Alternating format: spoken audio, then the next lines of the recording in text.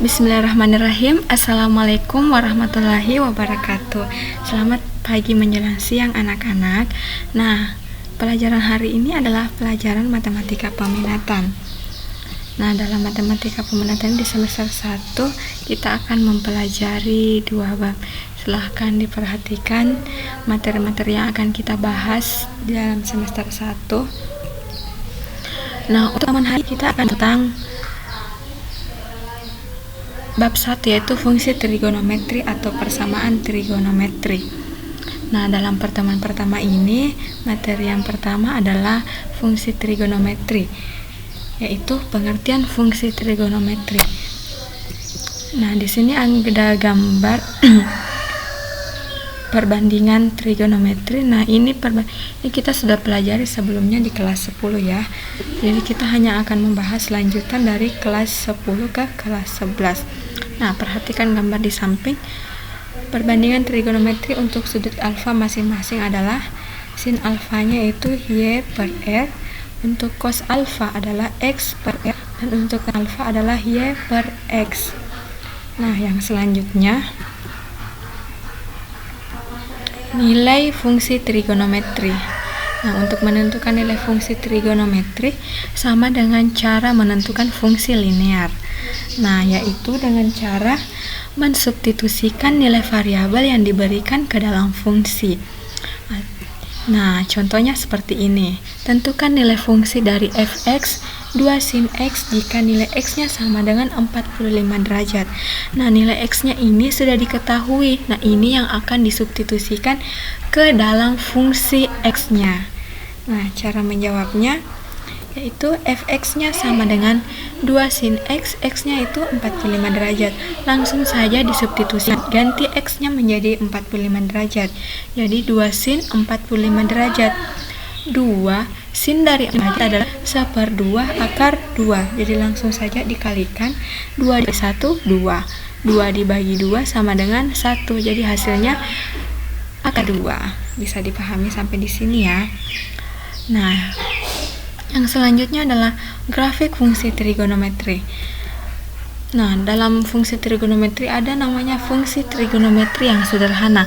Nah, ini dapat digambarkan langsung grafiknya dengan mensubstitusikan nilai x dan y-nya, kemudian digambarkan. Nah, ini yang kedua, fungsi trigonometri yang tidak sederhana, tidak dapat digambarkan langsung grafiknya. Maka dari itu ada syarat menggambar grafik fungsi. Syarat pertama, sederhanakan fungsi itu. Syarat kedua, tentukan harga ekstrim. Syarat ketiga, tentukan titik potong kedua sumbu. Dan syarat keempatnya adalah tentukan titik lainnya. Nah, yang selanjutnya adalah komponen grafik fungsi.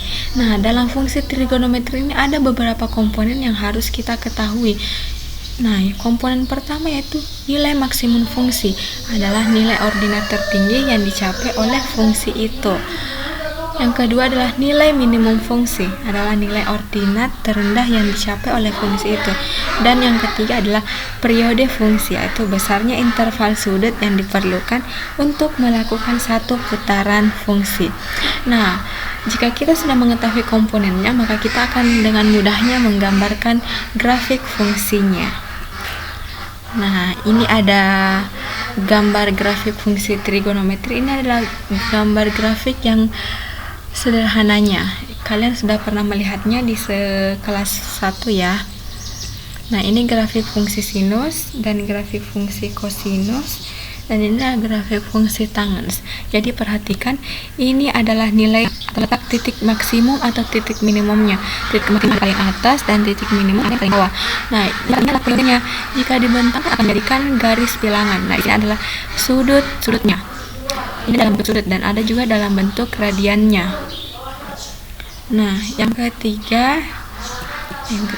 selanjutnya adalah tabel trigonometri. Nah, ini adalah yang paling penting dalam trigonometri. Kalian harus pahami tabel-tabel ini, karena tabel-tabel inilah yang bisa membantu kita untuk membuat grafik fungsinya.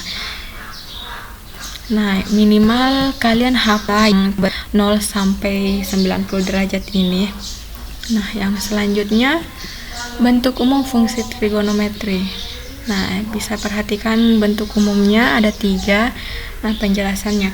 Fungsi Y-nya yaitu K sin A X tambah alfa memiliki nilai maksimum K adalah nilai maksimumnya adalah 1, nilai minimumnya adalah negatif 1.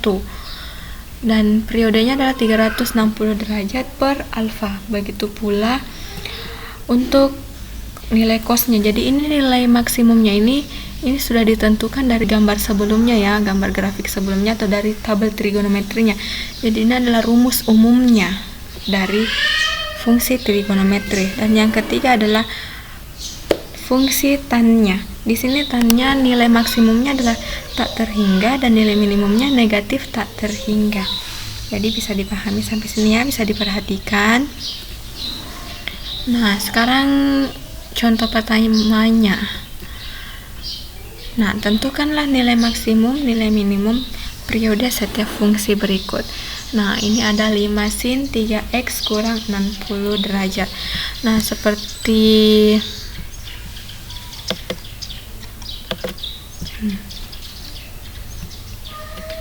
ini adalah K dan ini adalah A-nya. Jadi sisa dimasukkan ke dalam rumusnya.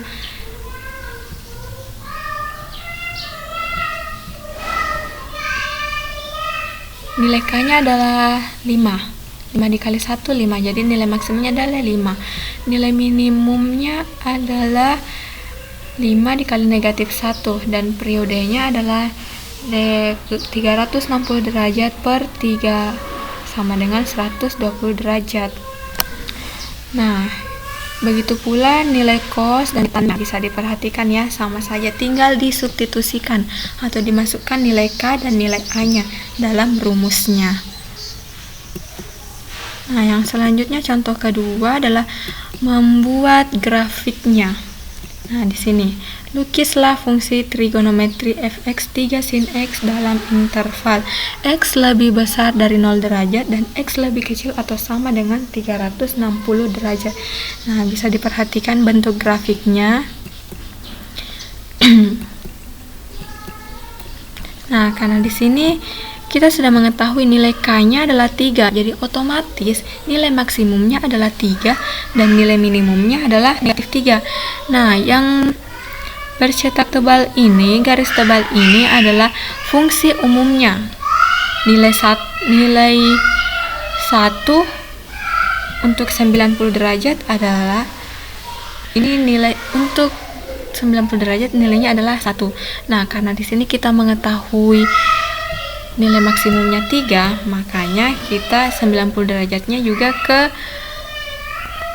hubungkan ke 3, karena jika dicari periodenya, nilainya di sini adalah 1. Jadi 360 dibagi 1 sama dengan 360. Jadi untuk fungsi umum dan fungsi fx-nya itu adalah sama. Yang hanya membedakannya adalah nilai K-nya. Jadi gambarnya hampir sama ya. Nih, ini nilai titik-titiknya, ini adalah nilai fungsi fx-nya. Nah, begitu pula untuk contoh kedua dan contoh ketiga. Jadi bisa diperhatikan, cari dulu nilai maksimum dan nilai minimumnya serta periodenya, lalu gambarkan grafiknya. Bisa diperhatikan ya. Nah, sekarang adalah tugas pertama untuk pertemuan pertama.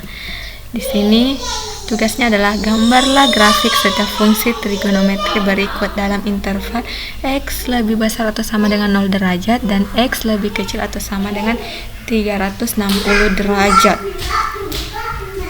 Nah, ini adalah soalnya yang pertama, yang kedua, yang ketiga. Jadi silahkan kalian kerjakan di bukunya, lalu kirimkan jawabannya. Nah, sekian untuk hari ini. Wassalamualaikum warahmatullahi wabarakatuh.